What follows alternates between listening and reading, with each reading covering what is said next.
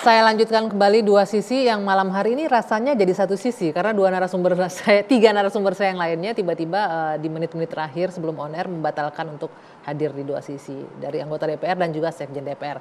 Ada Mas Agus, ada Prof Musni dan juga Kang Ujang Komarudin. Saya mau ke Kang Ujang sebentar. Kang Ujang, tadi pertanyaan saya nih, saya harus memposisikan diri juga nih sebagai mewakili anggota Dewan di sini, Kang Ujang. Mungkin sebagian anggota dewan memang membutuhkan itu fasilitas rumah dinas, rumah jabatan anggota. Kita bisa menyebutkan bahwa tidak semua dari 580 ya sekarang jumlahnya. Dari 580 anggota dewan itu mungkin tidak semuanya pasti ada dari daerah-daerah lain yang juga membutuhkan sebenarnya fasilitas entah itu rumah ataupun uang tunjangan pengganti fasilitas rumah. Bagaimana komentarnya Kang Ujang dengan ini? Ya pasti ya, setiap anggota yang baru khususnya itu butuh rumah. Tetapi saya punya pengalaman Bang Gia ya. Saya dulu pernah jadi tenaga ahli, lalu juga pernah jadi staf khusus ketua DPR, dan pernah mau tinggal di sana, dan memang banyak di sana dihuni juga oleh tenaga ahli. Jadi biasanya mereka anggota DPR yang punya rumah di Jakarta itu ditempati oleh tenaga ahli. Oh, tidak ditempati oleh anggota dewannya sendiri ya? Ada anggota DPR banyak yang tinggal di sana. Bahkan saya setiap tahun di situ ada halal bihalal, selalu di masjid, selalu ya ke sana berteman dengan senior anggota DPR itu. Jadi sejatinya kalau bicara soal kebutuhan mungkin ya butuh soal perumahan itu. Tetapi memang apakah penting bagi mereka? Karena sejatinya begini, kalau yang terpilih itu kita baca ya, mereka kan punya uang, mereka punya rumah juga sebenarnya di mana-mana. Bahkan saya kemarin juga nggak lama bertemu dengan anggota DPR baru dari Jawa Barat begitu. Dan lalu kemarin juga saya ketemu anggota DPR baru juga dari Jawa Tengah, tapi yang berbeda. Ya, yang membicarakan masalah rumah, yang salah satunya kelihatannya katanya anggota DPR yang baru ini yang katakanlah tadi 580 akan mendapatkan tunjangan tapi masih dibahas. Saya katakan ini Mas, saya bilang ini agak sulit posisinya rakyat. Jangan sampai mereka belum bekerja, baru beberapa hari dilantik sudah gaspol minta fasilitas. Artinya kan kerjanya kan berat gitu kali Kang Ujang, kan mewakili seluruh rakyat Indonesia di sini.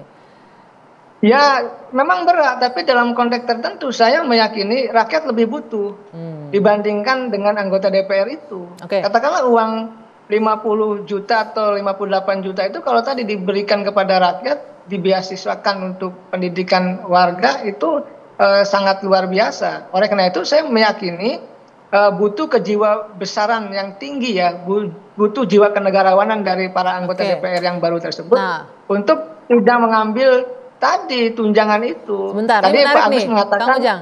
Sebentar nih, menarik nih. Tadi Kang Ujang nyinggung soal biaya kuliah. Tadi juga dibahas sama Mas Agus pas tidak boleh dipakai, Mas. Tadi kita tanya ya sama adik-adik mahasiswa di sini, uang semesternya rata-rata berapa tadi? 5 juta. 5 juta, ada 4 juta. Ya tinggal dihitung aja kan, 58 kali berapa, kali 5 tahun, ya kan, berapa jumlahnya dibagi. Ada berapa banyak mahasiswa yang bisa dikuliahkan dari uang itu gitu lah. Bang Gia, boleh saya tambahkan Bang Gia? Boleh saya tambahkan, saya dosen ya. Banyak mahasiswa saya yang menunggak cicilan SPP, bayangkan. Itu juga harus diperhatikan.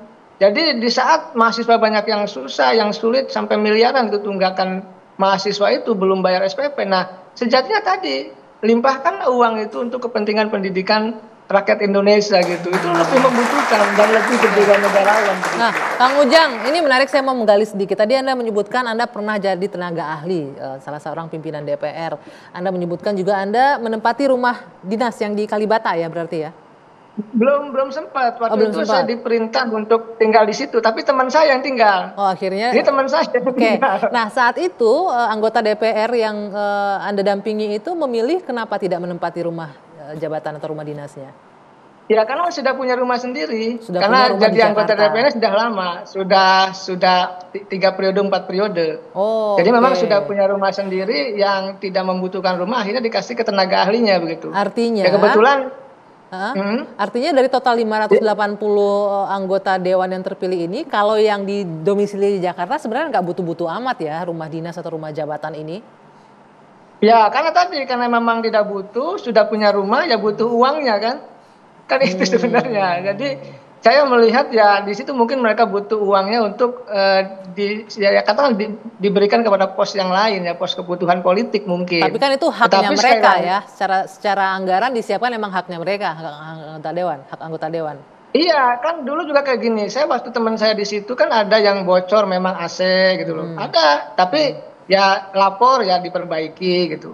Ya selalu lah ada bocor-bocor atap juga sama yang tadi ditampilkan oleh Kang Ujang, diperbaiki oleh petugas tadi disampaikan Mas Agus atau menerima uang terus memperbaiki sendiri? Diperbaiki oleh Kesekjenan. Oleh Kesekjenan. Jadi ya sifatnya lapor saja. Jadi memang di situ ada yang ditempati oleh anggota DPR, ada yang ditempati oleh para tenaga ahli itu.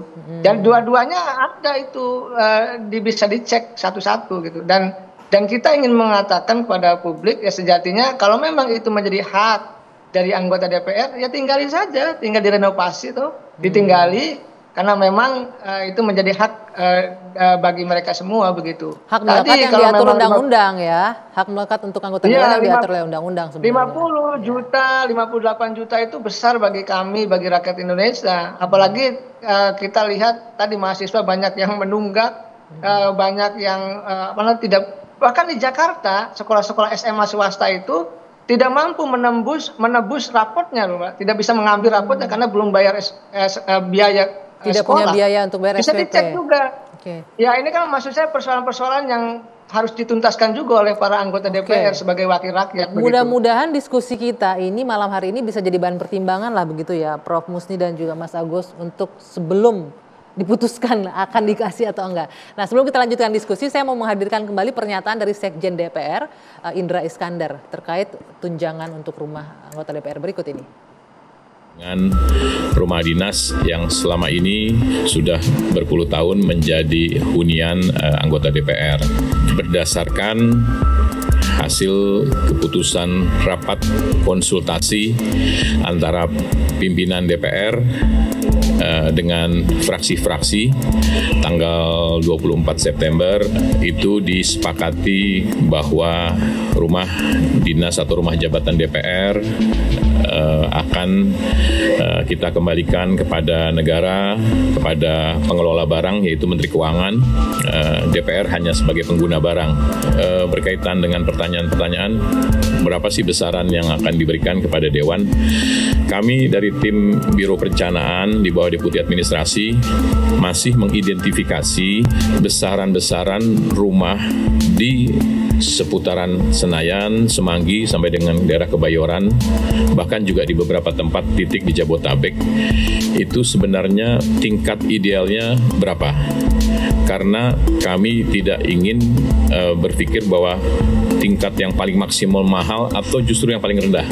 Kita ingin yang paling realistis, rumah hunian yang sangat layak dengan 3 kamar itu rate-nya berapa. Nanti kami bekerja bersama dengan appraisal, kami akan lihat besaran ideal yang akan diberikan kepada Dewan. Ya. Sangat jelas tadi ya pernyataan dari Sekjen DPR akan disusun anggarannya agar rumahnya layak, rumahnya ideal, ukurannya untuk anggota Dewan dengan 3 kamar gitu. Saya juga ingin mengajak nih teman-teman yang ada di sini, teman-teman mahasiswa, saya mau dengar dong pendapat teman-teman terkait dengan rencana adanya penggantian fasilitas rumah dengan uang tunjangan sebesar kisarannya 50 sampai 70 juta tadi ya, 58 juta tadi Mas Agus menyebutkan. Ya boleh. Siapa yang mau bicara? Oke, perkenalkan nama saya Fisri Tama Putra dari Universitas Bakri. Mungkin di sini saya akan menanggapi dari Sekjen DPR tadi untuk kalau DPR dapat menimbang seberapa hunian yang layak untuk anggota Dewan. Lalu bagaimana dengan rakyat kebanyakan yang bahkan untuk dapat KPR pun itu sulit. Lalu setelahnya pekerja juga diwajibkan untuk mengikuti iuran tapera, yang mana ini semakin memberatkan hajat hidup rakyat.